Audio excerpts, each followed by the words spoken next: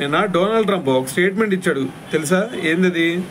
మన ఇండియా, పాకిస్తాన్, అలాగే చైనా, దాంతోపాటు ఇంకొక 23 దేశాలంట యుఎస్ఏ యువతనే చెడగొడుతున్నాయంట. సో ఎలా చెడగొడుతున్నాయి భయ్యా అంటే, మన దగ్గర అంట ఇది డ్రగ్స్ సంబంధించినటువంటి రసాయనాలు ఏవైతే ఉంటాయో అవన్నీ కూడా ఉత్పత్తి చేసి అటువైపు రవాణా చేసి యుఎస్ని దెబ్బతీస్తున్నాయి అని చెప్పేసి పిచ్చి ఆరోపణలు చేశాడు. సో దీంట్లో మరి మిగతా దేశాలు ఏమి భయ్యా అంటే, మరి ఇంకా పెరు ఒకటి, పనామా ఒకటి, దాని తర్వాత బర్మా ఒకటి, దాని తర్వాత మయన్మార్ ఒకటి, సో ఆఫ్ఘన్ ఒకటి, సో ఈ విధంగా చెప్పుకుంటూ పోతే ఒక 23 దేశాలు ఉన్నాయి అనమాట. ఈ దేశాలన్నీ కూడా మరి అటువైపు యుఎస్ఏని చెడగొడుతున్నాయి అని చెప్పేసి, సో వాళ్ళకి హానికరంగా మారినాయి అని చెప్పేసి పిచ్చి స్టేట్మెంట్లు అన్నీ ఇచ్చాడు. అయితే నిన్న ఒక వీడియోలో మనం మాట్లాడుకున్నాం, గుర్తుందా?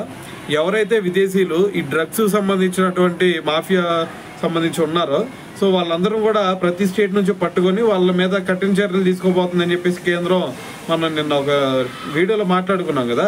సో దాంట్లో భాగంగానే ప్రతి స్టేట్ నుంచి కూడా మరి నివేదికలు అన్నీ కూడా ఇచ్చారని చెప్పేసి నిన్న మాట్లాడుకున్నాం.